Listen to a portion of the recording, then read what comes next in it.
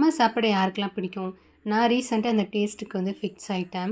அதனால் நேற்று நைட்டே கொஞ்சம் சுண்டல்லாம் ஊற வச்சு இன்னைக்கு காலையில் பாயில் பண்ணி ஹம்மஸ் தான் ரெடி பண்ணிகிட்ருந்தேன். கொஞ்சம் ரியல் சேவர் கொண்டு வரதுக்காண்டி இந்த ஆலிவ் ஆயில் யூஸ் பண்ணால் நல்லாயிருக்கும்னு சொன்னாங்க. ஊர்லேருந்து வரும்போது குட்டி டின் வாங்கிட்டு வந்திருந்தேன். மார்க்கெட்டில் இது வரைக்கும் நான் ஆலிவ் ஆயில் வாங்கினது இல்லை, டேஸ்ட்டும் பார்த்ததில்ல. ஸ்மெல் பண்ணி பார்த்தப்ப காஸ்டர் ஆயில் ஸ்மெல் அடித்தது.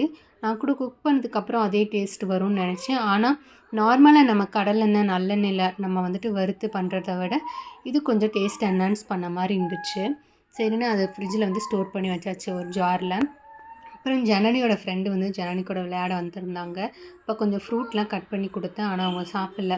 அவங்க அம்மா வந்து ஒரு ரெசிபி பண்ணுவாங்களாம், அதை வந்துட்டு என்கிட்ட சொல்லி ட்ரை பண்ண சொன்னாங்க. நானும் அதை பண்ணிகிட்டு இருந்தேன். ஏன்னா கொஞ்சம் டிஃப்ரெண்ட்டாக இருந்தது அவங்க சொன்னது.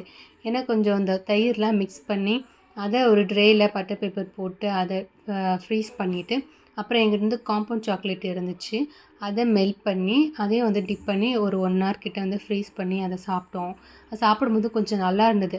யோகர்ட்டில் அந்த ஃப்ரூட் ஃப்ளேவர் வரும் இல்லையா, அது சாக்லேட்டோடு சாப்பிட்டா எப்படி இருக்கும் அந்த மாதிரி இருந்துச்சு. ஆனால் நல்லா ஃபன்னாக இருந்துச்சு அந்த குழந்தைங்களோட வச்சு சாப்பிடும்போது. நீங்களும் ட்ரை பண்ணி பாருங்கள். ஆனால் கொஞ்சம் சம்மர் டைமில் செஞ்சு கொடுங்க.